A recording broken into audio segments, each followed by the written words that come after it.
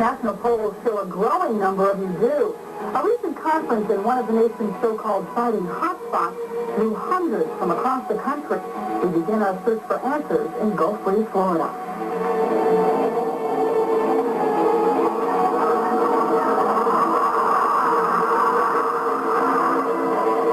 They line the beach and look to the sky. They wait and wonder. Will visitors from outer space show themselves tonight?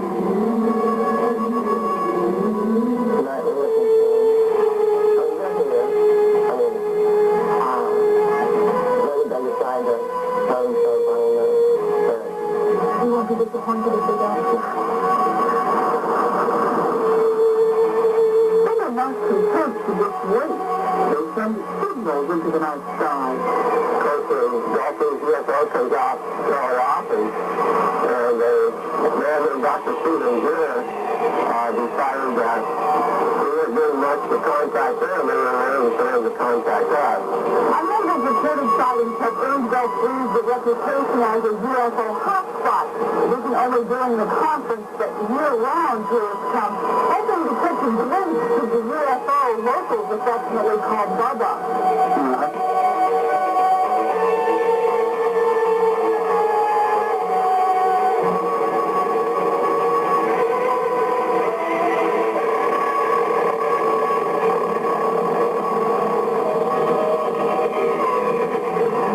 Called the footage authentic.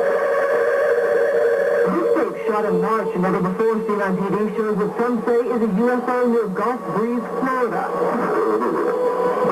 People say they have seen them. Lights in the sky, claims of space kidnappings, genetic experiments to produce a superior being, combination human and alien. A billion-dollar NASA program to search for extraterrestrial intelligence. It's all part of the UFO phenomenon, as old as history and as new as current headlines about something in the sky over Florida. Are there UFOs somewhere out there?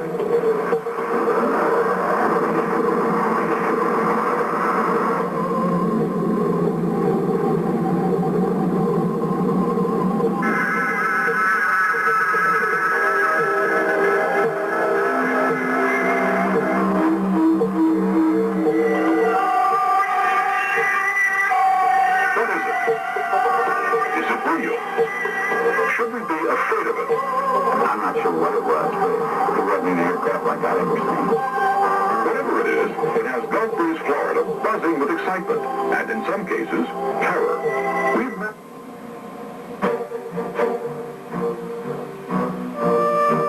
We are going to see more and more of these visitors from space, and that before too long, the evidence will be incontrovertible, that you will have on your TV screens and on your movie screens concrete evidence that the ships are here and that they are real and they're not fantastic things which have been picked up to make a movie.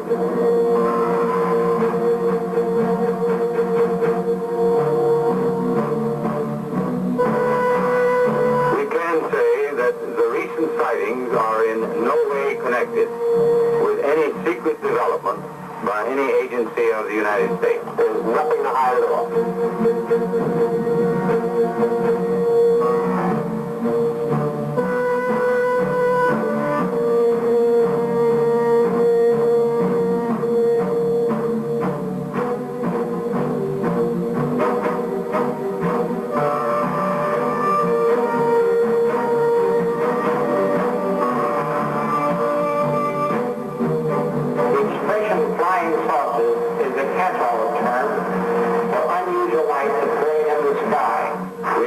Explain them as hoaxes, as erroneously identified friendly aircraft, as meteorological or electronic phenomena, or as light aberration. Yeah, Brian.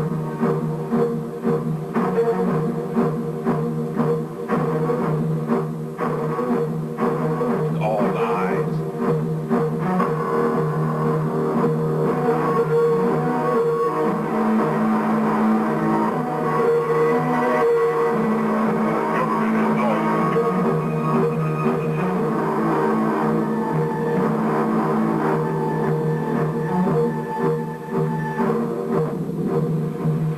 None of the evidence that I have examined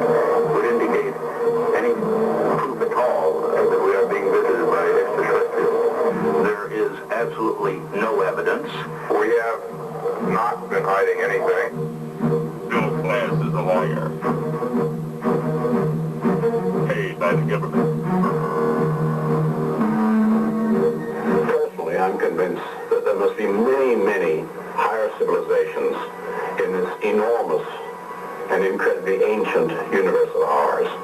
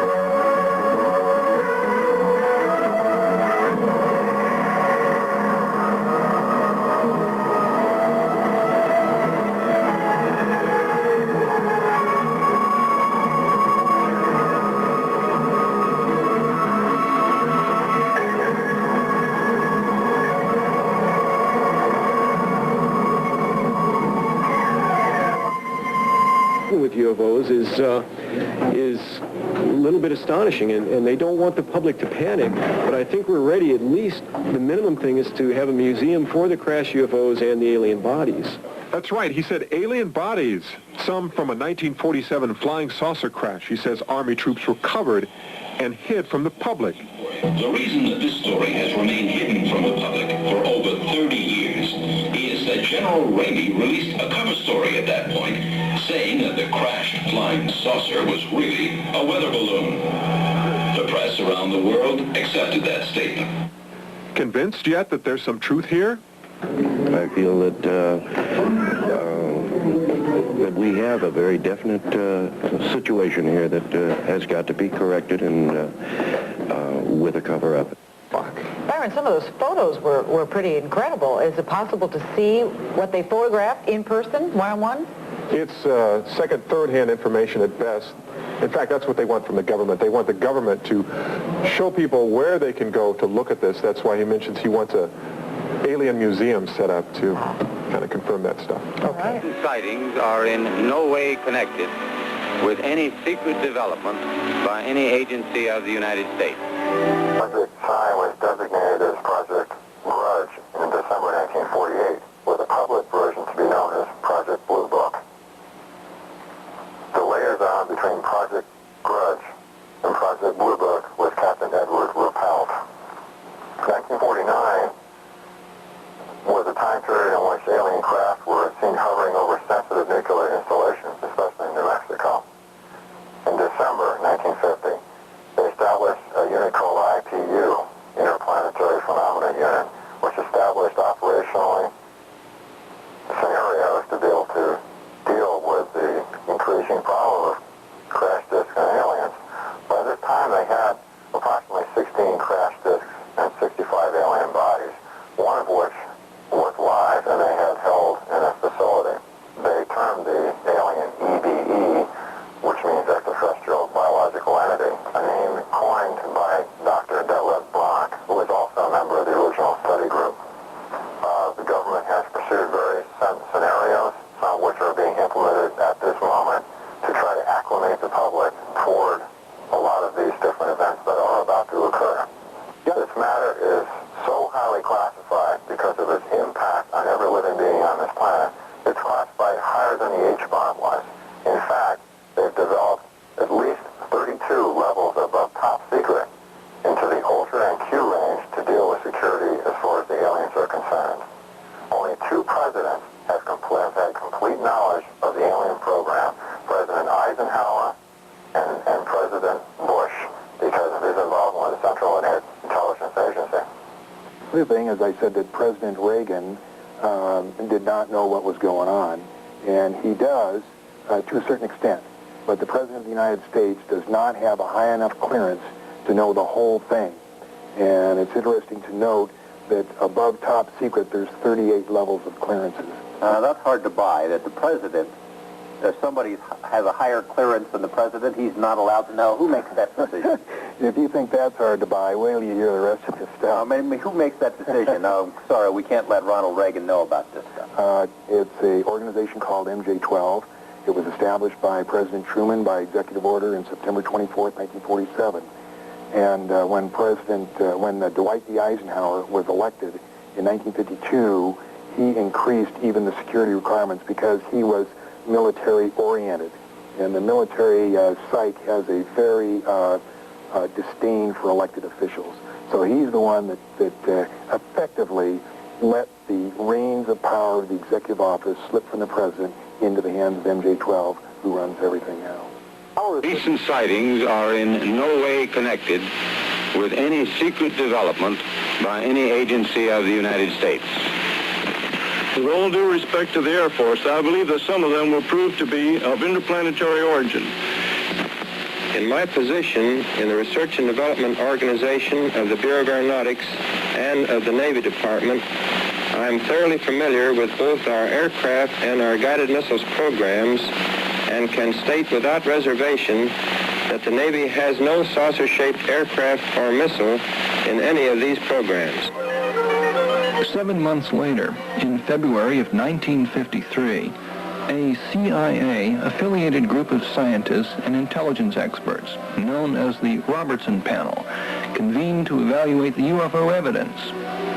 After meeting for only 12 hours and viewing the best motion picture film on record, they concluded that UFOs per se did not constitute a threat to national security. But people's concern about them did. The panel recommended that the government launch a concerted effort to quiet public apprehension. This was to be accomplished through the mass media by enlisting popular entertainers in debunking UFO reports and publicly ridiculing witnesses. The Robertson Panel's recommendations were accepted, and UFO debunking became official government policy, one that is still largely enforced today as almost an ingrained habit within popular mass media.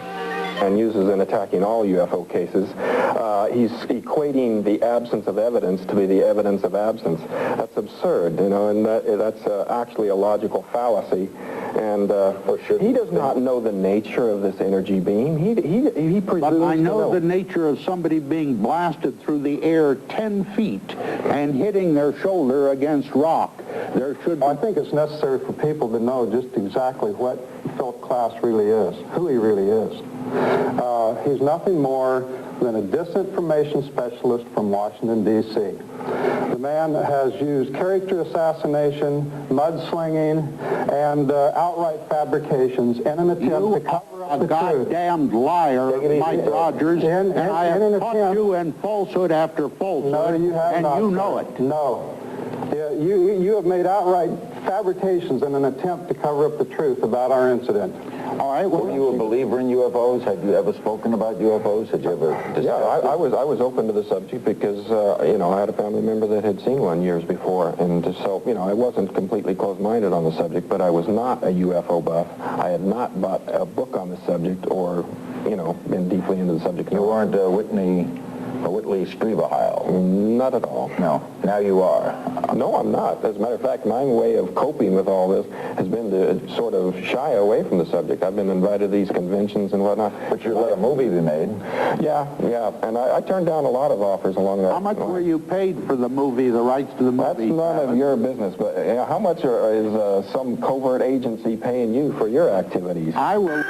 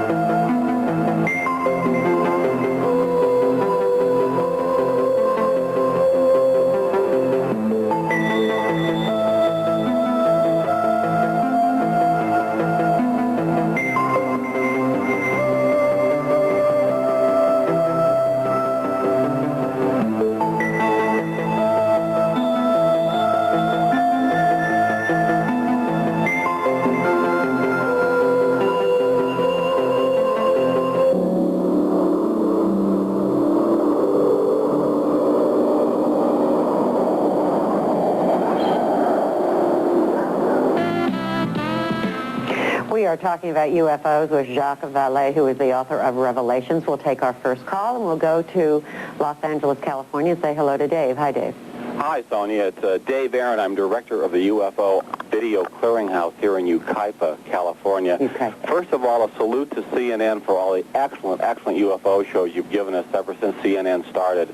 Dr. Vallée, I have over 1,600 video clips from all over the world, and I've listened to you many times on videotape and audio tape, and it seems like all of you UFO experts or researchers always have the same disinformation type stories, but none of you address the hundreds and hundreds or literally thousands of videotapes, films, and audio recordings of showing disc-shaped, strange plasma-type objects. What do you mean, Dave, by plasma type? You seem to be implying that these are not physical objects? I couldn't hear... What do you mean by plasma type? Well, there's a number... I cannot hear Dr. Valet, by the way, on the phone. I'll have to use the TV. Plasma types or UFOs, there's been a number of excellent videotapes taken in Japan that shows a round disc coming over a mountain, and instead of seeing a distinct round object, you see a red plasma field around it. Okay, first I should explain that there are indeed thousands of photographs and videotapes of UFOs. There are many, at least 12 videotapes, for example, from Belgium alone in the last couple of years. Many of them show indeed physical objects, and in some cases they show glows around these objects, and it's very difficult to determine from that what the physical parameters are.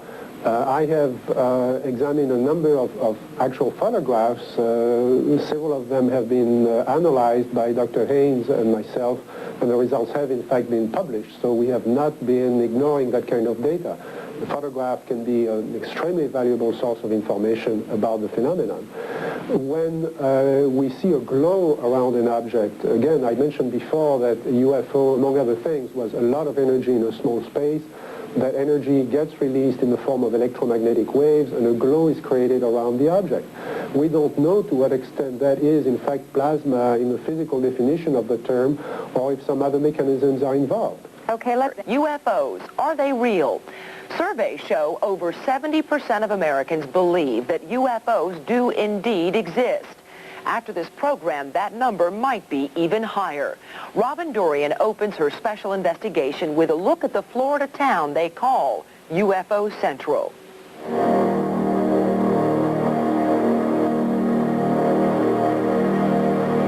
Gulf Breeze, Florida, just 2 miles of Florida's Panhandle, a town that seems to have been selected by visitors, but not just any tourists.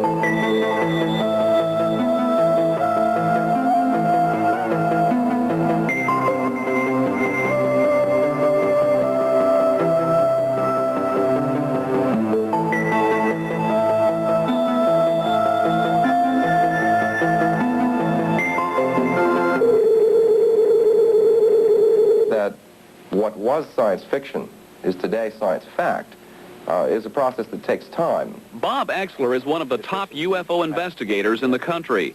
He and others believe the government has been trying to slowly let the public in on what he claims are hard facts surrounding the UFO phenomenon, that they are extraterrestrial and they have been here. Exler points to the documentation that has been leaked from various government agencies over the years. Documents that, if valid, prove the existence of extraterrestrial craft and beings. There are hundreds of documents believed to have been leaked over the years by the government that substantiate the existence of UFOs. Of those, 3 or 4 are considered paramount. The first is a memo reportedly sent to the Secretary of Defense by President Harry Truman back on September 24th, 1947. Truman is said to have been concerned about the possible technological advancement of aliens. Government sources say that concern stemmed from the mysterious crash at Roswell, New Mexico just 2 months earlier. Truman's alleged memo established Majestic 12, or MJ-12, an independent body charged with collecting and studying UFO evidence. In 1950, the Canadian government initiated its own investigation into UFOs. The results were clear. UFOs exist. When President Dwight Eisenhower took office in 1952, MJ-12 is believed to have presented the chief executive with a briefing on the United States secrets in the area of UFO contact. This document was allegedly leaked to the public by security agencies as part of the plan to acclimate people to the realization of other life forms. Either there are aliens here, and an active segment of our government is trying to find a way to bring that story to the public in a palatable way without destroying our society in the process. Or someone desperately wants us to believe that there are aliens here. Bill Moore is another top UFO investigator. He spent more than 10 years studying the phenomenon, specifically alleged government documents. Out of curiosity, Moore requested a copy of his own personal file the FBI had kept on him because of his involvement with various documents involving UFOs. What he got back was heavily censored. The government didn't want anyone to see what it was Bill Moore had been looking into. Moore says the most prized document in the area of UFO investigation is a presidential briefing paper allegedly given to President Jimmy Carter in June of 1977. Carter had long been a UFO enthusiast, having seen one himself years before. The former president had said several times before his election that should he take office, he would help free up the flow of government-held UFO information. But after allegedly being presented with the government's knowledge, Carter never talked about the subject again. Moore, like other UFO investigators, believes the government has covered up their knowledge of UFOs because of the shock it might cause the public to learn that other races far in advance of our own exist. But Moore says it's unimportant to him whether the documents are real or even if UFOs exist. After 10 years of studying the phenomenon, he's found it interesting just hearing the story. I'm not concerned one way or another as to the outcome of it. If it turns out that all of this stuff is real, then I've been part of the revelation of what's probably the story of the century.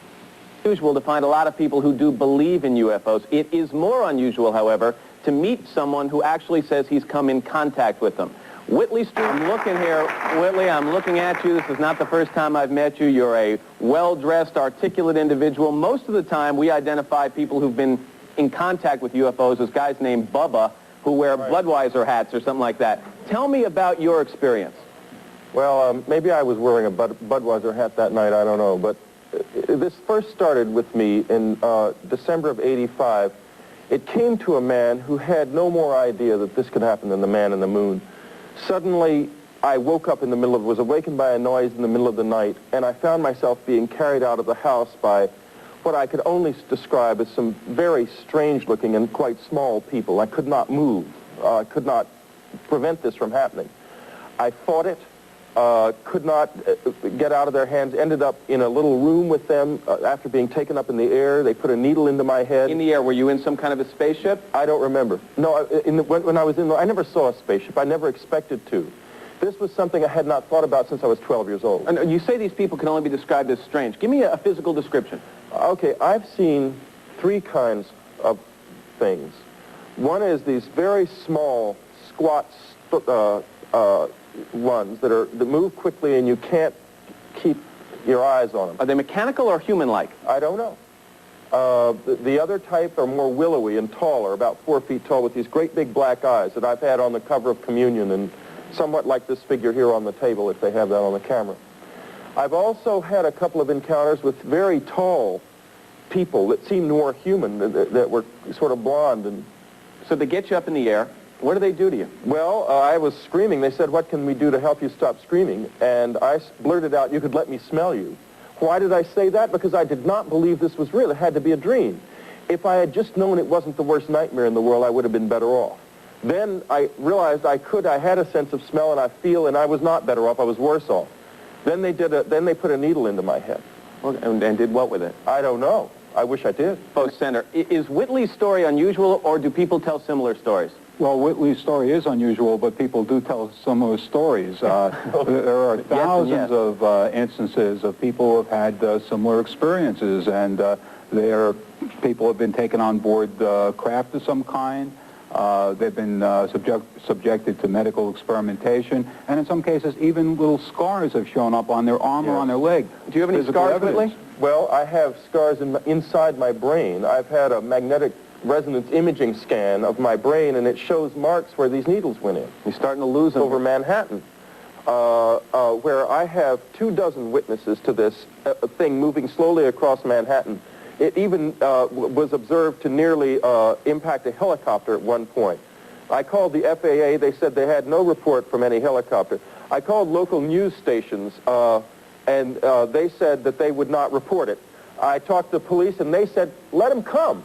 So the result of what this means is the public is very poorly served in this area. The reports don't get collected. And we're talking about craft that are the size of 2 or 3 football fields in the case of the mothership, and smaller craft that are perhaps 30 foot across. Got to cut you off. Whitley, one way to take care of this problem, the next time you're abducted, give me a call, I'll bring a camera. UFO. 85% of the callers in last night's Newsnight 900 poll say they have seen a UFO. Well, if you have seen an unidentified flying object and you would like to describe what you saw, you want to call. Summer of 1977, I was with some friends in a van coming home from dinner, and it was a very clear night.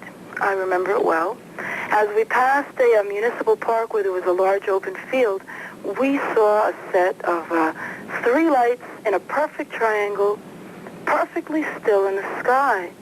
They didn't move. We all saw it. We got out of the van. We looked. There were very, very bright lights, and suddenly they were gone. Everybody in the van saw them? Pardon? Everybody in the van saw them? Every one of us saw it. What'd you guys have for dinner that night? Let's take another call. Thank you, caller. Next caller. You're calling from where? What'd you see? I'm calling from Pleasant Hill. Go ahead. You saw what? I seen out in Hayward, California, in the Hayward Hills. Me and my friend was out 4-wheel driving, and all of a sudden we were looking at the sky and we saw a light flashing back and forth. I mean, it was moving in such extreme speed that you knew it wasn't an aircraft. And I mean, it would just go from one side to the next. No, it was just, we just knew it wasn't anything unusual. And then disappeared. I mean, it was just moving fast. All right. Thank you, caller. Thank you. Let's go to another caller. Tell us where you're calling from, why don't you? Yes, hi. I'm calling from Bloomfield, Connecticut. Yes, go ahead. Okay, about 6 months ago in April, I was traveling at 9:30 one evening, and I came upon something so beautiful, I'll never forget it. It was flying at about a 45-degree angle, and it was circular in shape, and it had many, many windows, and through these windows were beams of light, and there was an aura of light on the top of it illuminating it, and when I came upon it, it shut its lights out on me. And I pulled over my car on the side of the road, and it flashed its lights on me one more time, and then I never saw it again. I pulled over and waited, and then I got scared, and I drove away. All right. Thank you, caller. And we've got another caller. Go ahead. Calling from where, and what did you see? Calling from Central Illinois. All right. And, it's been about 18 or 19 years ago that my sister and a friend of mine were camping out in our backyard. And we saw a light crossing the sky. We thought maybe it might be an airplane, but then it stopped, and then like 6 or 7 littler ones came to it and stayed for a few minutes, and then they left in all different directions, and then the bigger one just continued to go across the sky, and it left. All right. You know, the video we saw a moment ago is the only sighting, daytime supposed sighting, that I've ever heard about.